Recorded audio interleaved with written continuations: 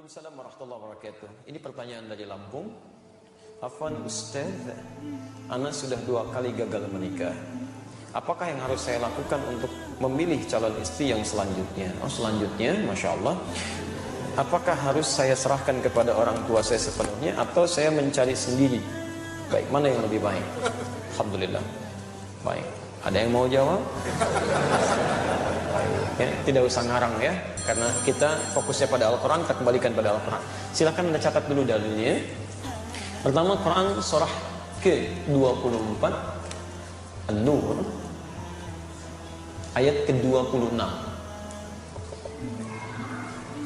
Ikhtiarnya ada di Quran surah ke-49 ayat 13. Ayat 13. Tuh, perhatikan kalimat Quran ini. Lihat hukum Allahnya ya. Al-khabithatu lil-khabithina wal-khabithuna lil-khabithati wat-tayyibatu lit-tayyibina wat-tayyibuna lit-tayyibat. Perhatikan hukum ini. Dalam hal berkehidupan itu kata Allah, maka dipasangkan yang buruk ketemu yang buruk lagi. Sebaliknya yang baik ketemu dengan yang baik lagi. Bila Anda laki-laki yang baik, maka Anda pun akan dipertemukan dengan perempuan yang baik. Tapi jika Anda laki-laki yang tidak baik, maka insting Anda pun akan membimbing bertemu dengan yang tidak baik lagi. Dan fitrah Anda pun seketika akan menolak. Silakan. Ya, misal, mohon maaf ya, Anda punya perilaku buruk dijodohkan misalnya dengan orang-orang yang soleha, yang baik. Itu secara fitrah hidupnya, dia sulit untuk menerima tuh. Ya, hati kecilnya ada penolakan dalam jiwanya. Di baik akan ketemu baik, jelek akan ketemu jelek. Maka kalau Anda ingin menemukan pasangan yang baik, maka jadilah orang baik. Dekati Allah. Maka Allah akan tunjukkan pada yang terbaik menurut Allah untuk jadi pasangan Anda dalam kehidupan. Masya Allah. Barangkali 1 kali Andanya baik, lawan belum baik, maka diarahkan pada yang lebih baik lagi. 2 kali bahasa manusianya gagal. Tapi mungkin menurut Allah, saking baiknya Anda, ditunda sampai Anda menemukan yang terbaik sesuai dengan kebaikan Anda. Ya, Masya Allah. Bagaimana cara mencarinya? Jangan diam.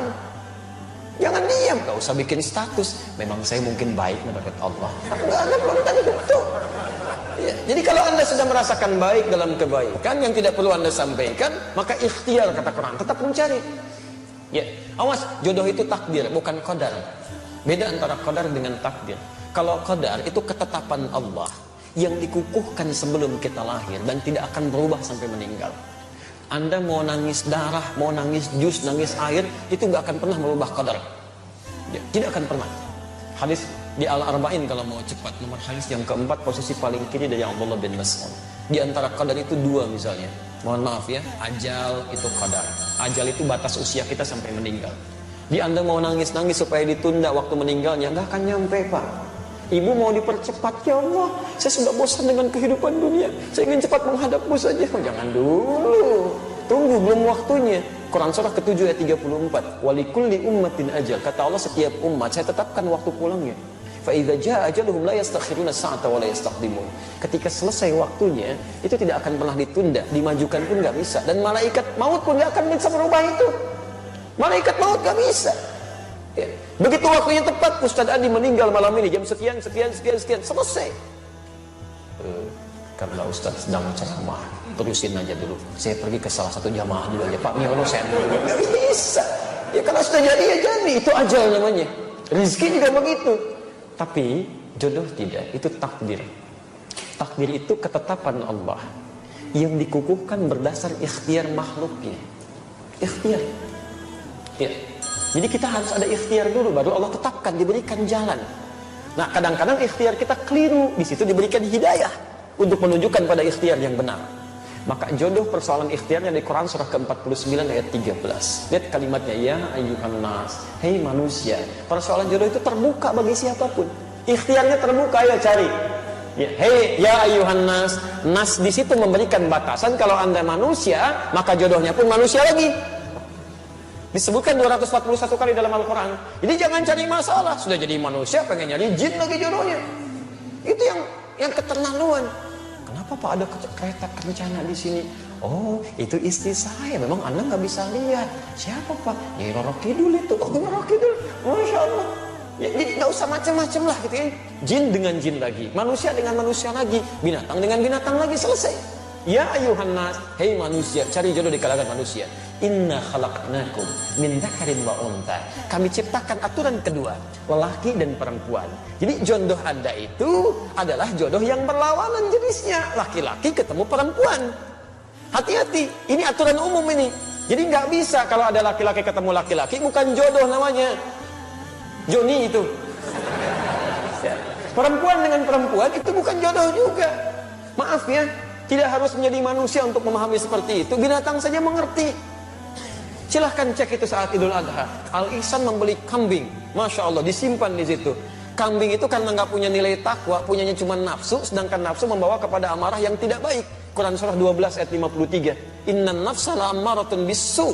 Walaupun di dekat masjid suara azan itu bergelimang nyampe ke pendengaran kita, kambing nggak akan peduli. Kalau sudah datang hasratnya, kambing jantan ngejar-ngejar yang betina. Begitu. Tapi Masya Allah saking sadarnya kambing, yang jantan ngejar yang betina. Sampai hari ini saya belum pernah temukan. Dan tidak ada artikel ilmiah mengatakan kambing jantan mengejar yang jantan lagi. Kambing betina nunggu-nunggu dikerjain sama kambing betina lagi. Demi Allah saya katakan, tidak ada istilah sampai hari ini kambing lesbi, sapi homo misalnya. Dan Anda bisa tertawa tuh. Kenapa Anda tidak menertawakan manusia-manusia yang homo dan lesbi untuk dia kembali pada kebaikan? Itu poin yang harus kita ambil. Jadi dengan beda ini itu baru jodoh. Ya, ada kemarin kalimat menarik tuh waktu aksi 212 itu kan, ada salah seorang dai menyampaikan, kita itu jadi baik karena diciptakan beda. Coba lihat orang tua kita pertama, Adam lawannya siapa? Hawa, maka lahirlah kita. Karena ada Adam, karena ada Hawa, orang tua kita beda. Coba kalau diciptakan Adam dengan Asep, gak akan jadi Anda. Ya, Hawa dengan Siti, jadi Siti Hawa, cuma dua itu aja gak akan nyambung. Jelas ya? Nah, ketika Anda merasa beda, cari pasangannya. Di mana? Syu'ubah wa qabaila. Syu'ubah, cari tempat yang beda-beda komunitasnya. Masya Allah, beda RT. Gak ketemu satu RT, kata Allah cari di beda RW. Gak ketemu satu RW, kelurahan, masih ada. Kecamatan terbentang, kabupaten cukup luas, Masya Allah. Gak ketemu, mungkin jodoh Anda bukan di provinsi ini, cari provinsi lain. Gak ketemu, saking hebatnya Anda, jodoh Anda bukan orang Indonesia, mungkin orang Malaysia. Gak ketemu, mungkin orang Afrika. Cari itu sampai ke ujung bumi, masih ada. Bahkan waqabail, mungkin RT-nya sama, tapi sukunya mungkin beda. Kamu nyari di suku ini, kata Allah bukan yang ini jodoh kamu, mungkin cari di yang lain. Cari sampai dengan ketemu. Masa iya semuka bumi gak ada yang cocok dengan Anda? Kalau nggak cocok mungkin bidadari jodoh Anda itu ya. Tunggu itu sampai dengan kebaikan-kebaikan tercipta. Insya Allah diberikan kebaikan-kebaikan sepanjang ada ikhtiar di situ. Tapi ingat, aturan ikhtiar itu diikat dengan nilai terakhir. Inna akramakum indallahi atqakum.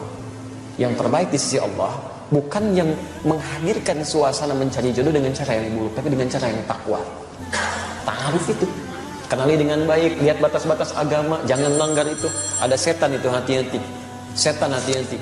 Ya, setan rumah tangga itu, bahkan dia menggoda sebelum Anda disatukan. Namanya dasim.